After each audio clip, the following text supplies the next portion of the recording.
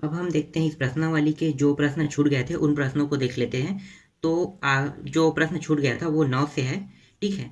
तो प्रश्न क्रमांक 9 जो है वहाँ से हम देखते हैं। तो प्रश्न क्रमांक 9 है, किसी काम को 45 मजदूर प्रतिदिन 6 घंटा काम करते हुए 24 दिनों में पूर्ण कर लेते हैं। बताइए कितने मजदूर उस काम को 8 घंटा प्रतिदिन करते हुए 15 दिनों में पूर्ण कर लेंगे, ठीक है। तो हमें क्या निकालना है? मजदूरों की संख्या। किसके लिए? पहले वाले में तो दिया हुआ है 45 मजदूर, लेकिन दूसरे वाले में हमें मजदूरों की संख्या निकालनी है, ठीक है। तो हल करते हैं।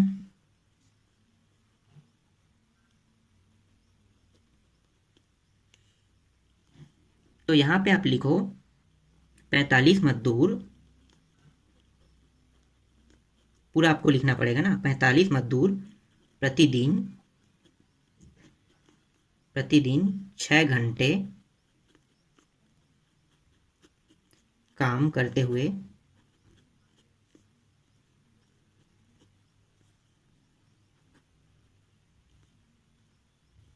24 दिनों में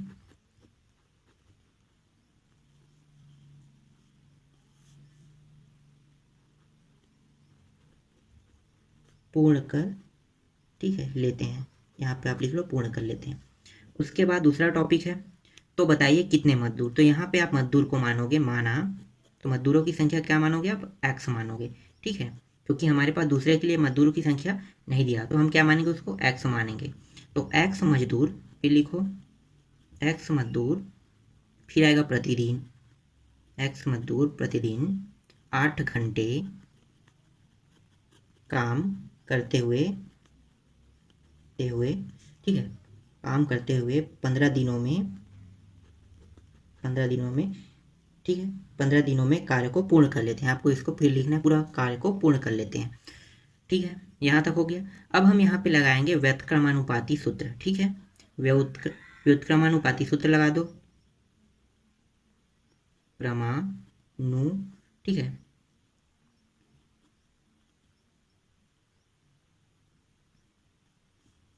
याद रखता होना चाहिए, पाती संबंध से, ठीक है। तो इस संबंध से हमें क्या करना है? इस प्रश्न को हल करना है। ये बहुत आराम से हमें चलना है, तभी आपको समझ में आएगा, इसलिए मैं बहुत धीरे धीरे बता रहा हूँ इसको, ठीक है। तो अब यहाँ पे देखो हम क्या करेंगे। ये जो व्युत्क्रमानुपाती सूत्र है वो क्या होता है? तो ये होता है, देखो यहाँ पे मजदूर मजदूर दिया हुआ है, और यहाँ पे देखो 6 घंटे 24 दिन। तो मतलब ये क्या है? दोनों काम में लगे हुए समय है, ठीक है। ये दोनों क्या है? काम में लगे हुए समय है, और ये मजदूर है, ठीक है। ये भी है, मजदूर है, और इसमें क्या है? 15 दिन और 8 घंटे। ये क्या है? काम में लगे हुए समय है, दोनों मिला के, ठीक है। तो समझते हैं कैसे। तो यहाँ पे देखो मजदूरों की संख्या व्युत्क्रमानुपाती में होगा, तो हमें पता है समानुपाती के सूत्र में समानुपाती का जो नियम होता है उसमें 4 नियम होते हैं। तो क्या होता है? एक तो मजदूर हो गया, चलो इसको पहले बनाते हैं, समझते हैं। मजदूरों की संख्या, ठीक है, मजदूरों की संख्या ले ली। उसके बाद अनुपात लगेगा, फिर क्या आएगा? मजदूरों की संख्या के बाद फिर से आएगा मजदूरों की संख्या, मजदूरों की मजदूरों की संख्या के बाद मजदूरों की संख्या, फिर समानुपाती, समय आएगा, काम का समय, फिर से लिखना आप अनुपात, काम का समय, ठीक है। काम का समय और काम का समय 2 बार हो गया। तो देखो दोनों 2 2 बार आया है। क्यों 2 2 बार आया है? क्योंकि ये पहला पक्ष है, दूसरा पक्ष है। देखो दोनों में, यहाँ भी मजदूर है, यहाँ भी मजदूर है, यहाँ भी काम का समय है, और यहाँ भी काम का समय है।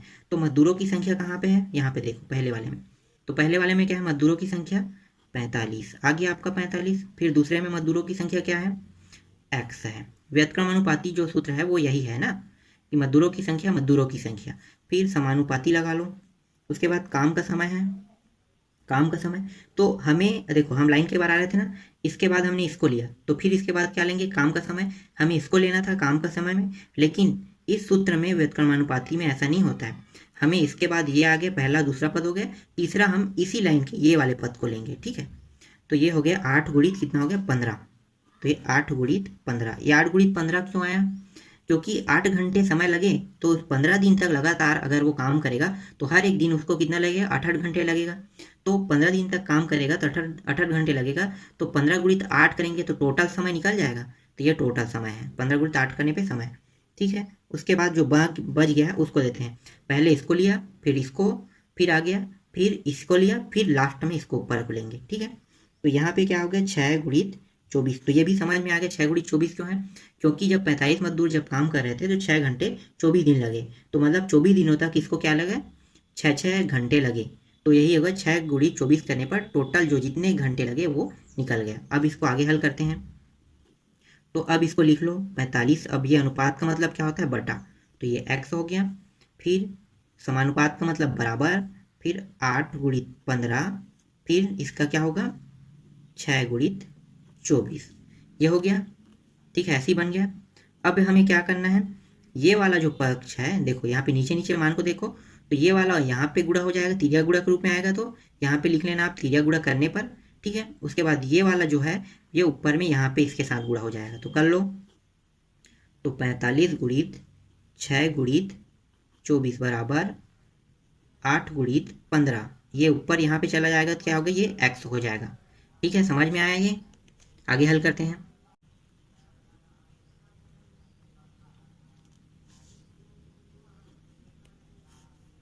अब यहाँ पे देखो 45 गुणित 6 गुणित 24, अब अभी किसी को नहीं काट रहे हैं ना, ना किसी का गुणा कर रहे हैं, क्योंकि ये वाला मान हो सकता है कट जाए तो। फिर ये वाला क्या है x। अब ये देखो ये दोनों नंबर है, तो ये वाला यहाँ पे आएगा तो क्या होगा, गुणा के रूप में है, तो गुणा के रूप में जब भी होता है वो संख्या अगर नीचे में आए तो क्या हो जाएगा, यहाँ पे बटा के रूप में आएगा। क्यों यहाँ पे आया ये, क्योंकि देखो ये नंबर है ये भी नंबर है, तो भाई नंबर वाला x के साथ कैसे रह सकता है, तो x वाला अकेले रहेगा और नंबर वाला अलग रहेगा नंबर की साइड में, तो ये आगे नंबर वाला अपने पक्ष में आ गया। ठीक है, नंबर नंबर के पास आ गया। अब देखो यहाँ पे 15 एकम कट गया, फिर 15 पंचे 15 दूनी 30, 15 थिया 45, तो 3 बार में 15 थिया 45। फिर 8 को काटो, 8 एकम 8 थिया 24, तो कितना बचा, जो जो बचा उसको लोग 3 गुणित 6 गुणित 3, और यहाँ पे क्या बचा x। फिर ये हो गया, ये 6 18 18 दिया 54, तो ये हो गया 54x, तो 54x। ठीक है, आगे x का मान कितना है 54, तो मतलब जो ये 54 है यहाँ पे देखो 54 जो है हमने क्या था x को माना था, तो 54 क्या है, जो मजदूरों की संख्या, तो 54 क्या है, मजदूरों की संख्या। तो आप यहाँ पे लिखना कि 54, अब यहाँ पे आप लिख लेना अतः लिखना, अतः 54 मजदूर प्रतिदिन 8 घंटे काम करते हुए 15 दिनों में पूर्ण कर लेता है। ठीक है, तो ये आपके क्या होगा आंसर, तो मैं यहाँ पे लिख लेता हूँ 54 मजदूर, हमें यही निकालना था 54। ठीक है, 54 मजदूर निकल गया आपका आंसर, तो ये आपका आंसर है। ठीक है, आगे बढ़ते हैं। जो 10वां प्रश्न है सेम ऐसे ही बनेगा, 11वां भी ऐसे ही बनेगा, 12वां को देख लेते हैं। 12वां प्रश्न है, एक कार सरायपाली से 15 किलोमीटर प्रति घंटे की औसत चाल से चलकर रायपुर 4 घंटे में पहुंचती है। मार्ग में बाधा व ट्रैफिक बढ़ जाने के कारण कार की औसत चाल 15 किलोमीटर प्रति घंटा कम हो जाती है, तो कार को रायपुर पहुंचने में कितना समय लगेगा। अब हमें क्या निकालना है, इस बार समय निकालना है। ठीक है, तो हमें क्या करना है, सिर्फ समय बस निकालना है। तो समय निकालेंगे तो कैसे निकालेंगे, तो इसको हल करके देखते हैं। तो यहाँ पे लिखो दिया है, आप यहाँ पे लिख लो दिया है क्या, कि जो कार है, जो एक कार है, ठीक है, एक कार, ठीक, एक कार दी गई दूरी को 75 किलोमीटर प्रति, ठीक है, घंटे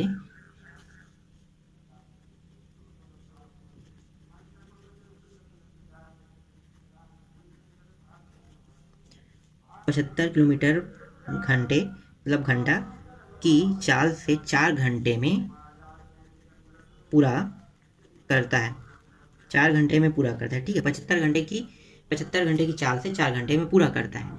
लेकिन अगर वहाँ पे ट्रैफिक उत्पन्न हो गया, जैसे ट्रैफिक आ गया, तो क्या हो गया 15 किलोमीटर घट जाता है, तो कार की चाल कम होने पे, दूसरा है कार की चाल कम होने पर, तो कितना कम होगा, तो जो 75 है उसमें घटा दो 15, तो इसका जो ओरिजिनल निकल जाएगा वो कितना होगा 60 किलोमीटर प्रति घंटा। ठीक है, तो ये आ गया 60 किलोमीटर प्रति घंटा निकल गया। जब कार की जो चाल है जब ट्रैफिक आने पे, और ये घटा क्यों? क्योंकि ट्रैफिक आ गया। ट्रैफिक आएगा तो भाई स्पीड तो कम हो ही जाएगा, तो कम हो गया। स्पीड कम होने के कारण 15 किलोमीटर अगर उसे पहुंचना था 1 घंटे में 75 किलोमीटर, वो घट के क्या हो गया, 1 घंटे में सिर्फ 60 किलोमीटर जा पा रहा है। क्यों? क्योंकि ट्रैफिक उत्पन्न होने के कारण उसकी स्पीड जो है वो कम हो गई। तो हमें क्या निकालना है? इसकी चाल, ठीक है। घंटे 60 किलोमीटर प्रति घंटे की चाल से x घंटे में पूरा करता है। तो अब क्या हो गया, हमें घंटे को x मान ला, x घंटे में पूरा करता है।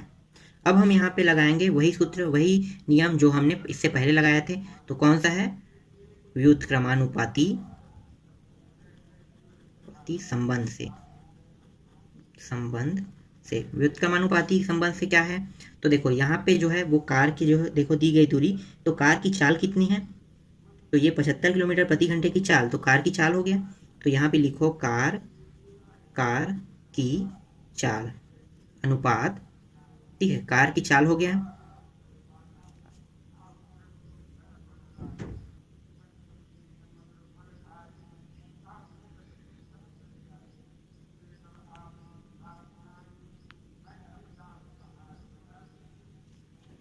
कार की चाल अनुपात, फिर लिखो कार की चाल अनुपात, कार की चाल समानुपात।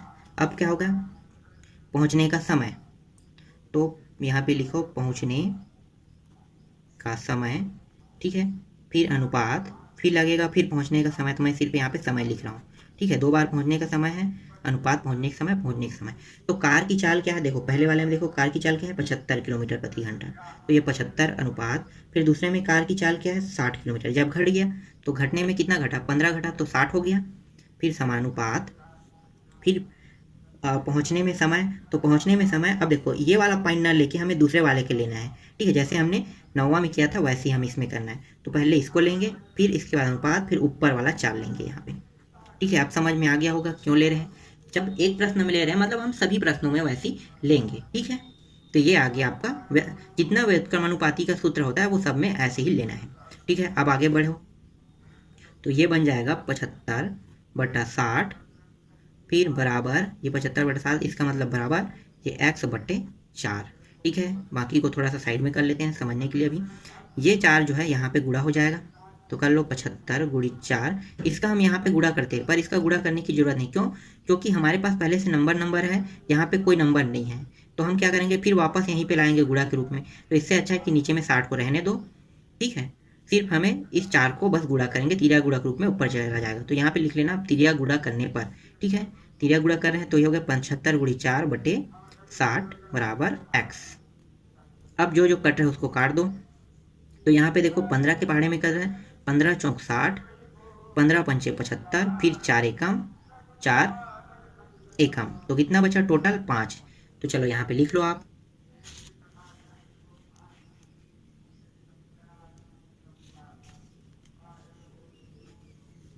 तो यहाँ पे लिखो x बराबर कितना आया, 5। तो जो 5 है वो क्या है, घंटे में है, ठीक है। तो 5 घंटे लगे उसे कहाँ पहुँचने में, जब वो कार की चाल 60 किलोमीटर प्रति घंटे की चाल से, जब कार की चाल जो है वो 60 किलोमीटर प्रति घंटा रहता है, तो उन्हें कितने समय लगता है, 5 घंटे का समय लगता है, ठीक है। तो आप लिख लेना, अतः आप ऐसे लिखना कि अतः 60 किलोमीटर प्रति घंटे की चाल से चलने पर 5 घंटे का समय लगता है, ठीक है। बस इतना काफ़ी है। अब आगे बढ़ते हैं प्रश्न क्रमांक 13 को। तो प्रश्न क्रमांक 13, ठीक है, देख लेते हैं। प्रश्न क्रमांक 13 थोड़ा अलग है, तो इसको कैसे सॉल्व करेंगे देख लें। यदि 10 बल्बों को 60 दिनों तक 4 घंटे प्रतिदिन जलाने में 80 रुपये का विद्युत व्यय होता है, तो कितने बल्ब को 16 दिन तक के 3 घंटे प्रतिदिन जलाने पर 40 रुपये का विद्युत व्यय आएगा, ठीक है। तो हमें क्या करना है, हमें यहाँ भी बल्ब की संख्या x मान लेना, आपको पूरा लिखना है, ठीक है। ये पूरा पॉइंट जैसे हमने पहले लिखा था वैसे ही पूरा लिखना है। बस इसमें क्या है, व्युत्क्रमानुपाती जैसे संबंध लगता है वहां से मैं बता रहा हूँ, ठीक है। तो इसमें हमें क्या करना है, व्युत्क्रमानुपाती संबंध ही लगाना है। इसमें हमें क्या लगाना है, हमें जो संबंध लगाना है वो समानुपाती लगाना है। समानुपाती क्यों? क्योंकि इसमें देखो 4 मान हो गए हैं, 10 बल्ब बोला है, 60 दिन बोला है, 4 घंटे बोला है। हम 3 तो समझ में आ रहा है, इसके साथ 40 रुपये का व्यय एक ही लाइन में लिखा हुआ है, इसीलिए हम क्या कर रहे हैं, यहाँ पे समानुपाती का संबंध लगा रहे हैं। तो यहाँ पे लिख लो समानुपाती का समानुपाती संबंध से, ठीक है, अति संबंध से, इसे समानुपाती संबंध से हल करेंगे। बाकी जो इससे ऊपर में हम लोग लिखते थे वो आप लोग लिख लेना, ठीक है, उसको लिखना जरूरी है। बस कुछ नहीं, जैसा वहाँ पे दिया है वैसे ही लिखना है। माना x, उसके बाद पूरा पूरा माना x ले लेना, उसके बाद पूरा पूरा लाइन लिख लेना। बस समानुपाती संबंध लिखने के बाद आपको ये बस बनाना है, ठीक है। तो यहाँ पे देखो 10 बल्बों को 60 दिनों तक जलाने में कितने घंटे लगते हैं, 60 दिनों तक जलाने में 60 दिनों तक जलाने पर 4 घंटे प्रतिदिन, मतलब कहने का तात्पर्य ये है कि वो 4 घंटे प्रतिदिन जला रहे हैं 60 दिनों तक के। तो 60 गुणित 4 हो गया, फिर गुणित 10 ही बल्ब है तो तीनों को गुणा कर दो। तो 10 गुणित 60 गुणित कितना है 4, फिर अनुपात लगा लो। तो ये क्या है, समय है ना। मैं इसको डायरेक्ट बता, चलो यहाँ पे लिख देते हैं समय, ठीक है, जलाने में समय लग रहा है वो समय है ये। उसके बाद क्या है, समय के बाद फिर से समय आता है, लेकिन इसमें ये समानुपाती नियम है। समानुपाती में क्या होता है, एक एक के डॉट करने के बाद, मतलब डॉच करने के बाद आता है। जैसे समय आ गया, समय के बाद क्या लगेगा, समय के बाद व्यय आएगा, ठीक है, व्यय, समय के बाद आ गया व्यय, फिर क्या आएगा, फिर समय आएगा, फिर क्या आएगा, फिर व्यय आएगा, ठीक है। देखो समय व्यय ऐसे होता है। पर हमने जब व्युत्क्रमानुपाती लगाते थे तो क्या होता था, जैसे समय है तो ये भी समय होगा, ये व्यय है तो ये भी व्यय होगा, ऐसे लाइन के बाद होता था। तो समानुपाती संबंध में समय के बाद व्यय, उसके बाद फिर समय, फिर व्यय होता है। तो देखो ये समय हो गया, फिर उसके बाद कितना व्यय हुआ, 80 का, लाइन के बाहर आ रहे हैं, एक ही लाइन में आ रहे हैं ना। तो 10 गुणित 60 4 एक ही लाइन में है, और 80 भी व्यय हो रहा है, वो भी एक ही लाइन में है। उसके बाद समानुपाती लगा दो चिन्ह। उसके बाद क्या करेंगे, फिर एक लाइन में फिर एक को ले लो। इसमें क्या था, x बल्ब है तो बल्ब की संख्या x रखो, फिर 16 गुणित 3 रख लो। फिर इसके बाद फिर क्या लगेगा, समय के बाद फिर व्यय आएगा, तो व्यय कितना है 40, ठीक है, समझ में आ गया होगा। अब ये समानुपाती संबंध है, इसलिए समय के बाद व्यय आ गया, फिर समय, फिर व्यय, ये एक ही लाइन का है। और उसमें क्या होता था, इससे पहले वाले में जो बताए वो आप लोग समझ गए होंगे, ठीक है। आगे बढ़ते हैं। अब यहाँ पे इसको बना लो, 10 गुणित 60 गुणित 4/80 बराबर, ये हो गया x गुणित 16 गुणित 3/40। फिर आगे हल कर लो, तो जो जो कट रहा है उसको काट सकते हैं अभी से। चलो मैं यहाँ पे काट देता हूँ अभी से। ये 10 से 1 0 0 कट गया, तो मतलब कितना बचा, एक कम, ये 8 बार में गया, ठीक है। अब लिख लो 60 गुणित 4/80, और ये इसके साथ गुणा हो जाएगा, 40 तो कहाँ पे आ गया, ये 40 ऊपर में आ गया, और ये वहाँ पे चला जाएगा। चलो वहाँ पे ना ले जाओ, ये x को यही बस रहने दो, इन दोनों को सीधा यहाँ ला लो। तो ये हो जाएगा, ये 16 और गुणित 3 ऊपर से नीचे आएगा, तो ऊपर से 13 गुणा के रूप में आएगा, तो कहाँ पे आएगा, नीचे में, तो 16 गुणित 3। तो हमारे पास बचा क्या, x, ठीक है। सभी आगे अपने अपने जगह में, ये 80 नहीं है, ये काट चुका हूँ ना मैं, सिर्फ 8 है, ठीक है, सिर्फ 8 है, बाकी कट चुका है। तो देखो यहाँ पे 8 एकम 8 पंचे 40 कट गया, 4 एकम 4 चौक 16, ये भी कट गया। अब क्या बचा, 3 एकम 3 दूनी 3 शून्य, ये हो गया। फिर क्या बचा, 4 एकम, देखो जितना करते जा रहे हो उसको काटा है, 4 पंचे, तो देखो यहाँ पे बचा क्या, यहाँ पे 5 बचा और यहाँ पे सिर्फ 5, तो ये होगा 5 गुणित 5 बराबर x, तो ये हो गया 25 बराबर x। तो कितना बल्ब लगा, जो x है वो बल्बों की संख्या है, तो हमें लगे 25 बल्ब, ठीक है, 25 बल्ब। तो यहाँ पे लिखना आप अतः 25 बल्ब 16 दिन तक 3 घंटे प्रतिदिन जलाने पर 40 रुपये का विद्युत व्यय होगा, ठीक है, ये आपका आंसर है। उसके बाद 14 प्रश्न है। 14 प्रश्न सेम जैसे हमने 9वां को बनाया, सेम वैसे ही ये भी बन जाएगा, ठीक है, 9वां और 12वां जैसा। सिर्फ 13 बस ऐसा प्रश्न था जिसमें 4 मान दिया हुआ है, और यही बस एक अलग विधि से हल होने वाला था। यही बस एक क्या है, जो समानुपाती नियम से हल हुआ है, ठीक है। उसके बाद जो आगे प्रश्न है उसको आप लोग बना के देखना, 15 16 17 18, क्योंकि ये सभी प्रश्न के बारे में हमने प्रश्नावली, पीछे वाले प्रश्नावली में बता चुका हूँ मैं। तो सेम जैसे पीछे वाले प्रश्नावली में वैसे ही बनेगा, और कुछ प्रश्न जो है जो अभी मैं बता रहा हूँ सेम वैसा ही बनेगा। तो ये पूरा प्रश्नावली क्या हो गया, कंप्लीट हो गया। अगर आप लोगों को लगता है कि ये प्रश्नावली टफ है तो आप लोग मैसेज कर देना, आप लोग कम से कम कमेंट कर देना। अगर मुझे समय मिल जाए इसको बनाने के लिए तो मैं आप लोगों को ज़रूर बताऊँगा, ठीक है।